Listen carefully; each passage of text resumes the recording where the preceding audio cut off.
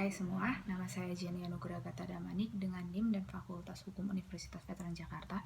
Saya di sini ingin membahas mengenai kasus blok ambalat. Sengketa ambalat ini merupakan sengketa antara pemerintah Indonesia dan pemerintah Malaysia mengenai batas-batas landas kontinen. Landasan kontinen merupakan dasar laut atau tanah yang berada di permukaan laut, memiliki banyak sekali kekayaan alam dan sumber daya alam seperti minyak, gas yang dapat digunakan untuk sekarang maupun di masa yang akan datang.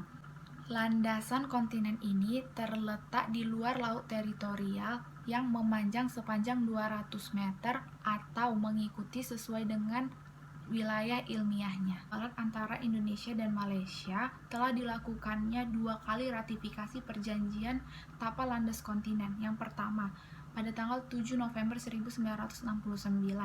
Namun beberapa bulan kemudian, Malaysia melakukan pelanggaran akan perjanjian tersebut. Yang kedua adalah persetujuan perjanjian Tapal Landas Kontinen yang terjadi pada tanggal 17 Maret 1970, di mana Indonesia melakukan klaim di daerah Kalimantan Timur sebelah timur yang di sini berwarna kuning dibagi menjadi 2, yaitu Blok Ambalat dan Blok Ambalat Timur. Itu merupakan batas kontinen Indonesia dengan Malaysia.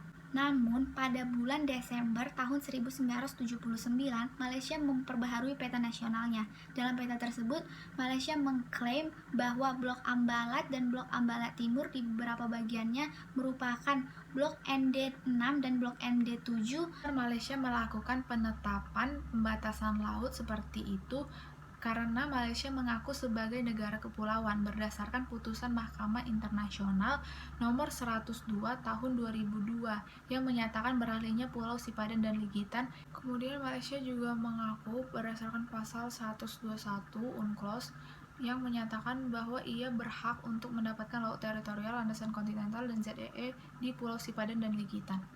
Menurut saya, Malaysia telah banyak menyalahi aturan-aturan dalam hukum internasional melalui tindakan dan penetapan pembatasan lautnya di wilayah Ambalat.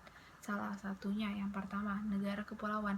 Ia mengaku sebagai negara kepulauan, padahal berdasarkan UNCLOS tahun 1982, negara Malaysia merupakan negara pantai biasa, sehingga ia seharusnya tidak dapat menerapkan garis pangkal kepulauan pada Pulau Sipadan dan Ligitan.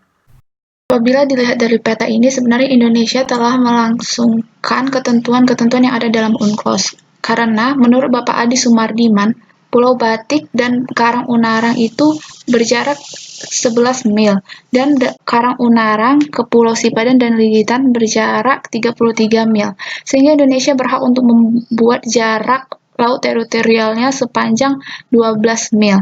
Dan karena Indonesia berdasarkan UNCLOS merupakan negara kepulauan, maka Indonesia berhak untuk menarik garis lurus kepulauan sepanjang 200 mil. Yang kedua, klaim secara sepihak. Klaim secara sepihak ini diatur pada pasal 12 Konvensi Jenewa tahun 1982 dan pasal 15 Konvensi Hukum Laut tahun 1958 yang berisi sebagai berikut. Kesimpulan yang dapat ditarik dari arti kedua pasal di samping adalah apabila ada 2 negara yang bertetangga secara langsung di antaranya merupakan lautan, maka negara tersebut tidak dapat melakukan pembatasan lautan secara sepihak saja, melainkan harus berdasarkan perundingan dan perjanjian antara kedua belah pihak secara resmi. Kemudian dalam pasal tersebut juga terdapat penyelesaian mengenai pembagian pembatasan tersebut dapat dilakukan dengan membagi 2 wilayah lautan dan membaginya secara adil. Namun, terdapatnya unsur-unsur yang tidak boleh apabila adanya unsur histori dan geografis di dalam lautan tersebut.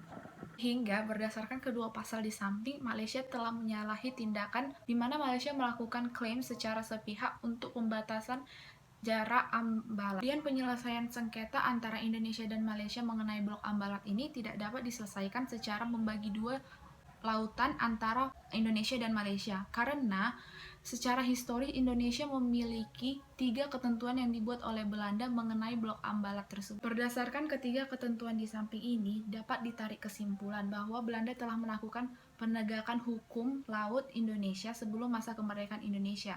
Mengenai batas laut teritorial Pulau Sipadan dan Ligitan, hal tersebut telah dibahas oleh Hakim Geru Oda yang berdasarkan ketentuan pasal 121 ayat 3 Konvensi Hukum Laut tahun 1982 yang menyatakan hal berikut. dasar inilah yang menentukan bahwa klaim atas laut teritorial Malaysia itu dibatalkan.